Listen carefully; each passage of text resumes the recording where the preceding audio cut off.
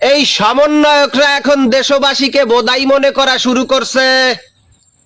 আর বোধাই মনে করাটাই স্বাভাবিক, কারণ গত বছর বৈষম্যের কথা বলে দেশবাসীকে ঐক্যবদ্ধ করে শেখ হাসিনা সরকারের পতন ঘটিয়েছিল। তাই তো এরা এখন দেশবাসীকে বোধাই মনে করে।